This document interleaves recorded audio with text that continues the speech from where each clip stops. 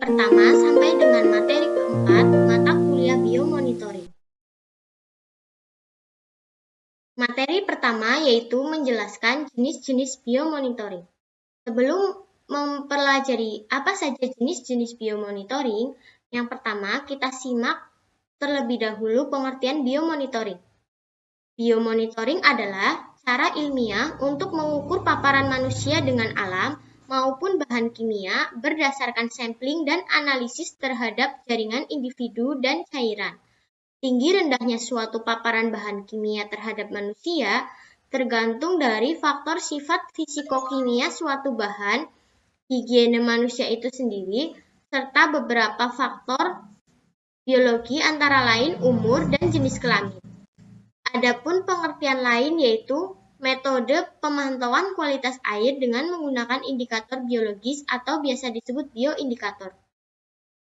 Bioindikator adalah kelompok atau komunitas organisme yang keberadaannya atau perilakunya di alam berhubungan dengan kondisi lingkungan. Biomonitoring bertujuan untuk mencegah terjadinya paparan bahan kimia yang dapat menyebabkan gangguan kesehatan baik secara akut maupun kronis. Selain itu, biomonitoring juga digunakan untuk memprediksi bahkan mengetahui dampak yang lebih luas akibat udara, air, tanah, sehingga menjadi landasan dalam pengembangan dan pengelolaan lingkungan. Berikut jenis biomonitoring. Yang pertama yaitu bioassessment study. Mengkaji kehidupan suatu komunitas, termasuk fungsi dan struktur komunitas. Kumpulan organisme air yang digunakan untuk bioassessment yaitu ikan, makroinvertebrata, dan alga. Namun, karakteristik populasi spesies tunggal atau sentinel juga digunakan sebagai indikator biologis dan integritas ekologi. Berikut tingkat organisme kehidupan. Yang pertama yaitu molekul. Molekul sendiri yaitu bahan kimia penyusun suatu sel, misalnya asam nukleat, DNA, atau RNA. Kemudian sel. Sel yaitu unit terkecil penyusun makhluk hidup, misalnya sel darah, sel tulang, yang kemudian membentuk jaringan. Jaringan sendiri yaitu kumpulan dari sel-sel sejenis yang memiliki fungsi dan bentuk yang sama. Lalu dari jaringan membentuk organ. Organ yaitu sekumpulan jaringan yang menjalankan fungsi tertentu, misalnya usus, jantung, hati, paru-paru. Kemudian sistem organ. Sistem organ yaitu gabungan dari beberapa organ yang saling bekerja sama untuk menjalankan suatu sistem tubuh. Misalnya sistem pernafasan dan sistem pencernaan. Kemudian organisme. Organisme yaitu satu organisme tunggal. Di sini sebagai contohnya harimau. Lalu populasi. Populasi yaitu kumpulan dari organisme sejenis yang tinggal bersama dalam waktu dan tempat tertentu. Kemudian komunitas. Komunitas yaitu kumpulan populasi makhluk hidup yang saling berinteraksi. Kemudian ekosistem. Ekosistem yaitu sekumpulan komunitas yang saling berinteraksi membentuk hubungan timbal balik, misalnya ekosistem laut. Kemudian bioma. Bioma yaitu sekumpulan ekosistem yang sama, misalnya bioma padang pasir, taiga, tundra. Kemudian yang kedua, yaitu toxicity bioassays. Melakukan kegiatan pengujian di laboratorium dan menganalisis dampak polutan terhadap bentuk-bentuk kehidupan, misalnya tumbuhan dan hewan. Tujuannya yaitu menentukan apakah suatu senyawa atau sampel air memiliki potensi untuk menjadi racun bagi organisme biologis. Toksisitas dapat dievaluasi di seluruh organisme atau in vivo atau menggunakan molekul sel in vitro. Selain polutan yang terduga memberi pengaruh telah diidentifikasi, pendekatan pemodelan in silico dapat digunakan untuk memprediksi toksisitasnya berdasarkan sifat fisika kimia senyawa dan kemungkinan keberadaannya dan perjalanannya di lingkungan. A. Penilaian toksisitas langsung atau direct toxicity assessment, in vivo bioassays dan bioassays in vitro. Metode bioanalitik. Kemudian B. Bioassays perilaku atau behavioral bioassays.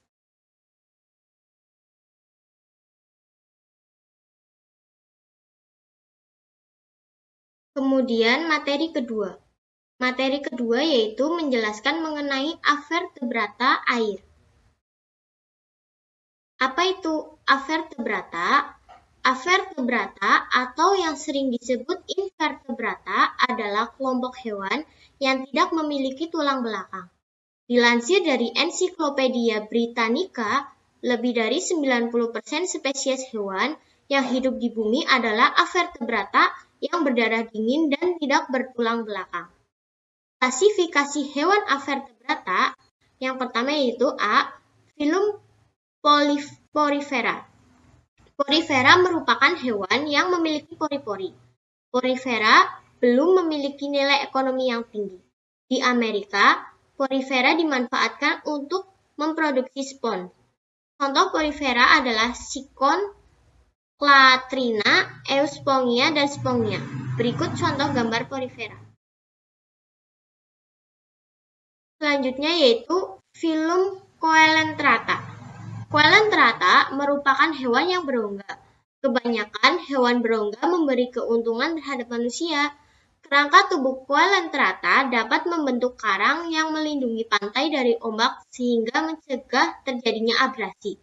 Contoh Coelenterata adalah hidra, koral, dan polip. Berikut gambar contoh Coelenterata yaitu polip.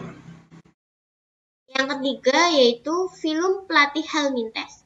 Filum merupakan kelompok cacing pipih. Hewan ini memiliki struktur tubuh paling sederhana dibandingkan cacing filum lainnya.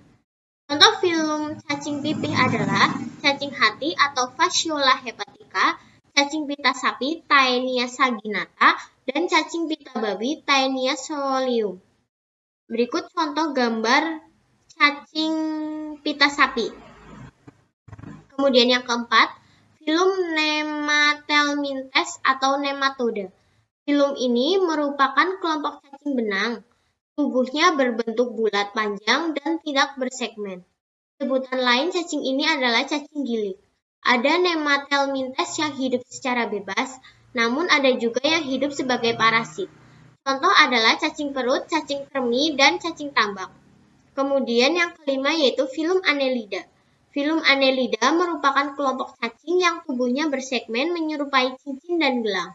Kebanyakan ditemukan di daerah tanah gembur dan tumpukan sampah tumbuh-tumbuhan. Contoh filum ini adalah cacing tanah, cacing palolo, lintah, dan pacet. Yang keenam yaitu filum Mollusca.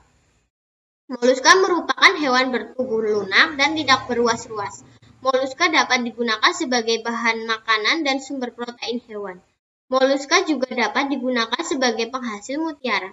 Contoh filum ini adalah gurita, kerang, siput darat, sotong, dan chiton. Kemudian yang ketujuh filum Arthropoda. Filum ini merupakan hewan yang memiliki kaki bersendi atau beruas-ruas. Arthropoda merupakan filum terbesar dari kingdom animal karena memiliki jumlah spesies yang lebih banyak dibandingkan filum lainnya. Arthropoda dapat digunakan sebagai bahan makanan yang mengandung protein. Mereka diklasifikasikan menjadi 4 macam, yaitu Insecta, Crustaceae, Arachnoidea, Myriapoda. Insecta yaitu seperti kecoa, nyamuk, dan lalat. Crustacea yaitu ketam, udang, dan kepiting. Arachnoidea yaitu laba-laba dan kalajengking. Myriapoda, lipan, dan kaki seribu. Kemudian yang kedelapan, yaitu filum Echinodermata. Filum ini merupakan hewan yang memiliki kulit berduri. Habitat kelompok hewan ini ada di laut. Beberapa Echinodermata dimanfaatkan sebagai makanan, seperti kerupuk teripang, dan ada juga yang dimanfaatkan sebagai hiasan. Contoh Echinodermata adalah bintang laut, landak laut, dan teripang. Kemudian, perikanan berdasarkan sifat-sifat kehidupannya. Ikan biasanya diklasifikasikan menjadi ikan tanpa rahang, ikan bertulang rawan, dan sisanya tergolong ikan bertulang keras. Yang pertama yaitu ikan tanpa rahang atau agnatha. Sesuai dengan namanya, agnatha tidak memiliki rahang.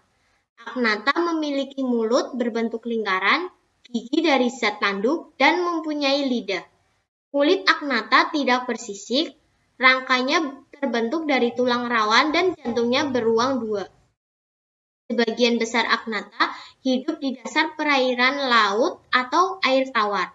Tubuh agnatha berbentuk silindris memanjang dan berukuran sekitar 76–90 cm. Salah satu jenis agnatha adalah semua jenis lamprey. Lamprey adalah parasit pada ikan besar. Dapat memakan daging inangnya hingga tinggal kulitnya saja. Pencernaan makanan berupa pipa lurus, mempunyai anus tanpa kloaka. Berikut contoh dari jenis agnatha. Kemudian yang kedua yaitu ikan bertulang rawan atau chondrichthyes. Chondrichthyes atau ikan bertulang rawan adalah ikan berahang mempunyai sirip berpasangan, lubang hidung berpasangan, sisik jantung beruang dua, dan rangka yang terdiri atas tulang rawan bukan tulang sejati. Kulit tubuhnya tertutup oleh sisik-sisik plakoid yang kasar berisi dentin atau mesodermal dan dilapisi dengan email ektodermal. Chondrichthyes memiliki mulut yang terletak di bagian bawah dengan lidah dan rahang. Contoh dari chondrichthyes tersebut yaitu ikan hiu. Berikut contoh gambar ikan hiu serta penyusun tubuhnya. Kemudian yang ketiga yaitu ikan bertulang keras atau Osteichthyes. Semua jenis ikan yang termasuk dalam kelas Osteichthyes memiliki sebagian tulang keras, mulut dan lubang hidungnya ventral. Celah-celah faringel tertutup tidak terlihat dari luar, dan jantungnya hanya memiliki satu ventrikel. Ikan ini hidup di laut, air tawar, dan rawa-rawa. Contohnya yaitu ada ikan tawes dan ikan mujair. Kemudian berikut susunan anatomi tubuhnya.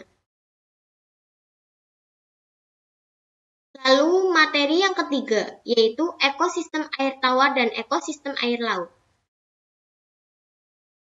Ekosistem air tawar. Ekosistem air tawar adalah ekosistem air yang airnya memiliki kadar garam yang rendah. Ekosistem air tawar biasanya berada di daratan. Ekosistem air tawar memiliki banyak manfaat kepada masyarakat, antara lain sebagai sumber irigasi bagi pertanian. Ekosistem air tawar dibedakan menjadi dua, yaitu berdasarkan keadaan air dan berdasarkan daerahnya. Yang pertama, berdasarkan keadaan air. Ekosistem air tawar dibedakan menjadi dua, yaitu perairan tenang dan mengalir. A. Perairan tenang atau danau dan rawa. Ekosistem danau adalah sebuah cekungan besar yang terisi oleh air. Danau dapat terbentuk akibat aktivitas gunung berapi. Selain itu, danau juga dapat terbentuk akibat sedimentasi yang memotong jalur sungai. Danau biasanya berukuran sangat luas, sehingga memiliki banyak makhluk hidup di dalamnya. Rawa-rawa adalah salah satu ekosistem perairan yang tenang. Rawa adalah genangan air yang terjadi di dataran yang cekung. Genangan air ini dapat bersifat musiman, akibat hujan dan luapan air sungai, atau permanen akibat lokasinya yang dekat dengan sumber air. Rawa-rawa biasanya berada di dataran rendah. Berikut contoh perairan tenang. Gambarnya yaitu danau dan rawa. Kemudian B, sedangkan yang mengalir adalah sungai. Ekosistem sungai adalah aliran air yang ada di permukaan bumi. Sungai mengalir dari tempat yang tinggi ke tempat yang rendah. Aliran sungai mengalir dan berhenti di laut. Sungai adalah salah satu sumber air terbesar di bumi. Air sungai termasuk air tawar, sehingga ikan yang dapat hidup di sungai adalah ikan air tawar seperti ikan nila, ikan gurami, atau ikan lele. 2. Berdasarkan daerahnya. Dibedakan menjadi 3 yaitu litoral, limnetik, dan profundal. A. Litoral adalah sungai dangkal yang mendapatkan banyak sinar matahari. Sungai ini lebih banyak memiliki ekosistem di dalamnya. Hal ini karena sinar matahari yang masuk sehingga tumbuhan dapat subur di sini. Selain itu, akibat banyaknya tumbuhan yang hidup, akan banyak ikan yang dapat hidup di sini. Ikan air tawar biasanya memakan serangga atau hewan laut kecil yang hidup di sekitar akar-akar pohon, sehingga menjadi tempat yang bagus bagi ikan dalam mencari mangsa. Kemudian belimnetik adalah sungai yang berada jauh di dalam hutan, tetapi masih mendapatkan cahaya matahari. Sungai ini biasanya berada di dalam hutan yang lebat. Akan tetapi sungai ini masih mendapatkan cahaya matahari, sehingga masih banyak tumbuhan yang hidup di sekitar sungai ini. Sungai ini juga memiliki banyak ikan, akibat banyaknya tumbuhan yang hidup di sekitar sungai. Kemudian yang terakhir, profundal, adalah sungai yang berada jauh di dalam hutan dan tidak mendapatkan cahaya matahari. Sungai ini berada di dalam hutan lebat yang tertutup oleh rimbunnya dedaunan. Sungai ini memiliki jumlah vegetasi yang cenderung sedikit karena tidak mendapatkan cahaya matahari. Selain itu, hewan seperti ikan jarang muncul di sungai ini. Sungai ini biasanya memiliki kedalaman yang cukup dangkal dan akan menjadi dalam saat terjadi hujan. Kemudian ekosistem air laut. Ekosistem air laut adalah ekosistem air yang memiliki kadar garam yang tinggi. Ekosistem ini berada di laut. Ekosistem ini memiliki pergerakan air yang dipengaruhi oleh arah angin. Selain itu, suhu dalam ekosistem ini bervariasi, tergantung dari kedalamannya. Ekosistem air laut dibedakan menjadi 4, yaitu ekosistem laut dalam, ekosistem terumbu karang, ekosistem estuari, dan ekosistem pantai pasir. Yang pertama, ekosistem laut dalam. Yang pertama yaitu ekosistem air laut dalam. Adalah ekosistem yang berada pada kedalaman lebih dari 2000 meter dari permukaan laut. Suhu pada daerah ini diperkirakan sangat dingin akibat dari tidak masuknya sinar matahari. Makhluk hidup yang tinggal di daerah ini hanyalah hewan predator serta hewan pemakan bangkai.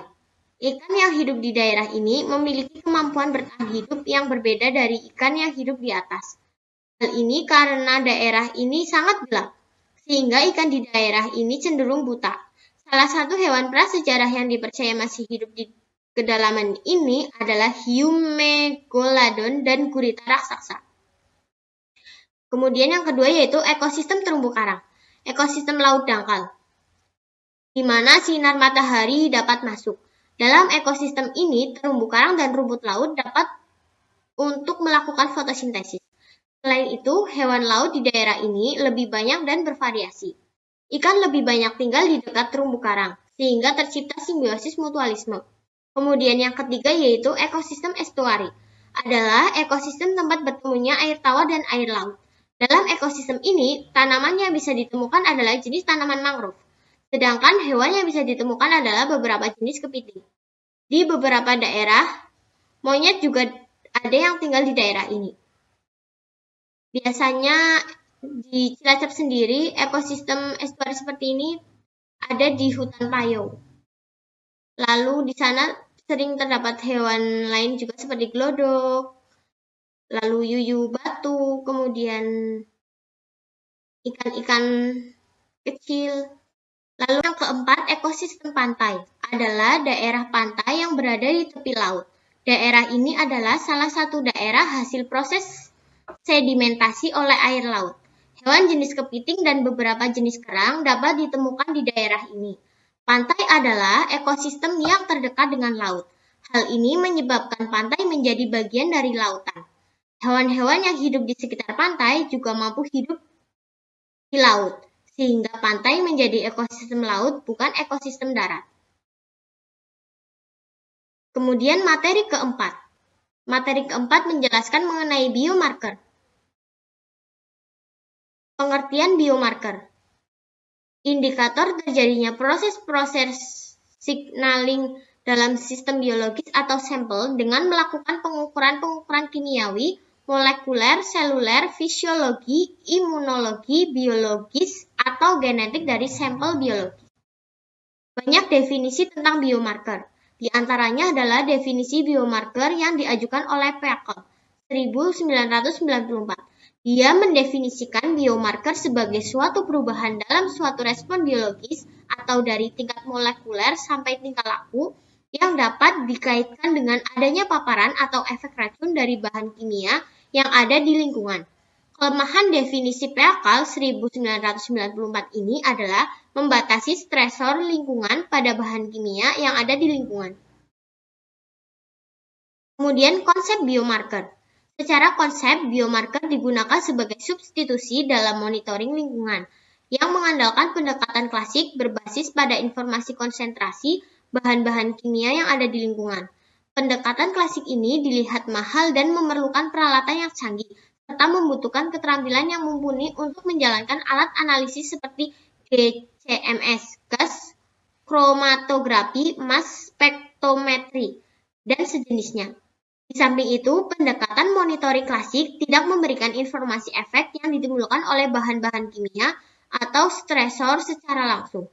Kemudian, sebagaimana dijelaskan di atas, ilmuwan ekotoksikologi meminjam konsep biomarker dari rumpun ilmu kedokteran untuk diaplikasikan dalam bidang ekotoksikologi dalam mendeteksi respon biologis suatu sentinel organisme terhadap tekanan lingkungan sebagai alat substitusi dalam kegiatan monitoring klasik. Menurut NRC 1987 dan WHO 1993, biomarker dapat dibagi menjadi 3 kelompok. Yang pertama yaitu biomarker paparan atau biomarker of exposure, meliputi deteksi dan pengukuran substansi eksogenus 1 atau metaboliknya atau hasil suatu interaksi antara agen xenobiotik dan beberapa molekul atau sel target yang diukur di dalam suatu kompartemen di dalam suatu organisme.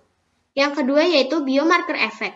Biomarker of effect meliputi perubahan fisik, biokimiawi atau yang lainnya di dalam jaringan atau cairan suatu organisme yang dapat dikenali sebagai suatu yang sudah diestabliskan atau kemungkinan penurunan nilai kesehatan atau penyakit. Kemudian yang ketiga, biomarker kerentanan atau biomarker of susceptibility, indikasi kemampuan inherent atau yang didapat dari suatu organisme untuk merespon tantangan paparan terhadap zat xenobiotik tertentu, termasuk faktor genetik dan perubahan dalam reseptor yang mengubah kerentanan suatu organisme terhadap paparan tersebut.